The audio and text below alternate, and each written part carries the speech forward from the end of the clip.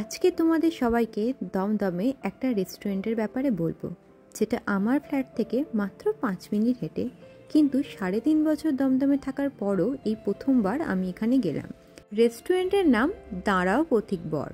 এটা Dumdum metro station থেকে towards নাগের বাজারের দিকে যেতে গিয়ে মেট্রো স্টেশন থেকে 5-6 মিনিটের হাঁটা পথ। রেস্টুরেন্টটা বাইরে থেকে দেখতে যেরকম লাগতো, ভেতরে ঢুকতে দেখি রেস্টুরেন্টটা কিন্তু আরও অনেক সুন্দর।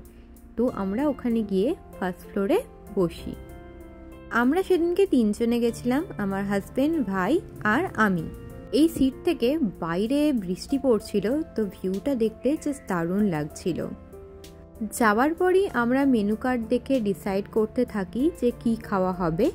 আর বলে রাখি, এখানে মেনু কার্ড দেখে যেটা বুঝলাম যে খাবার প্রাইসগুলো কিন্তু একদমই রিজনেবল নয়। ওভার প্রাইস বলবো না, কিন্তু একটু দাম ছিলই।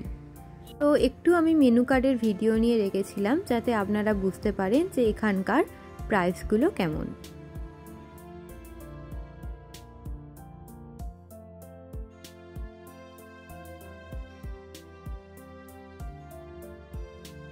এত মেনু দেখে ডিসাইডই করতে পারছিলাম না যে কি খাওয়া হবে, তাই এনাদের রেকমেন্ডেশন অনুযায়ী অর্ডার করি। স্টার্টারে অর্ডার করা হয় ফায়ার চিকেন, যেটার প্রাইস ছিল 330, আর এটা 12 কি 14 পিস মতো ছিল, আর খেতে জাস্ট অসাম ছিল। মিডিয়াম স্পাইসি স্টার্টারটাতে কাজু বাদামও ছিল, আর খেতে জাস্ট অসাম লাগছিল সবটা। আমার স্টার্টারের মধ্যে এটা one of the best starter হয়ে গেছে। স্টার্টার খাবার পর মেন কোর্সে আসে লাচ্ছা পরাঠা, রেগিস্তানি মুর্গ, কড়াই চিকেন, মুর্গ ইয়াকনি পোলাও। লাচ্ছা পরাঠার পার পিস প্রাইস ছিল 80 রুপিস। রেগিস্তানি মুর্গ 6 পিস ছিল, প্রাইস ছিল 420। কড়াই চিকেনের প্রাইস ছিল 420, আর মুর্গ ইয়াকনি পোলাওয়ের প্রাইস ছিল 340।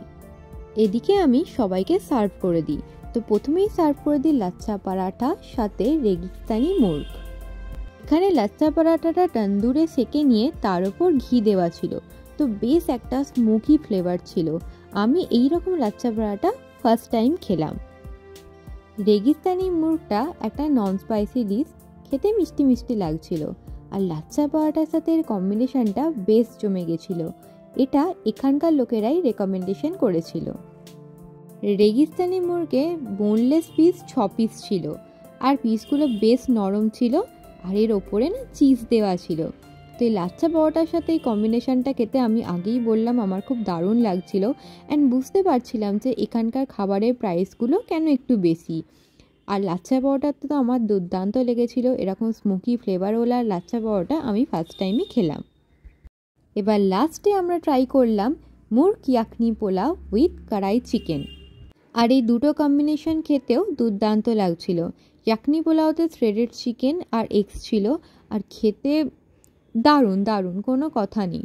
আর কড়াই চিকেনটাও এক্স্যাক্টলি যেগুলোকে আমরা ধাবা স্টাইল কড়াই চিকেন বলে থাকি সেরকম ছিল, এটারও দুর্দান্ত। তো আমার এখানকার খাবার খুবই ভালো লেগেছিল। অ্যান্ড যদি প্রাইস একটু বেশি মনে হয় তাহলেও এটা ওয়ার্থ ইট। আমাদের বিল হয়েছিল 1858 রুপিস। আমার তরফ থেকে এই রেস্টুরেন্টটা তো হাইলি রেকমেন্ডেড। আবার দেখা হবে অন্য কোনো ভিডিওতে।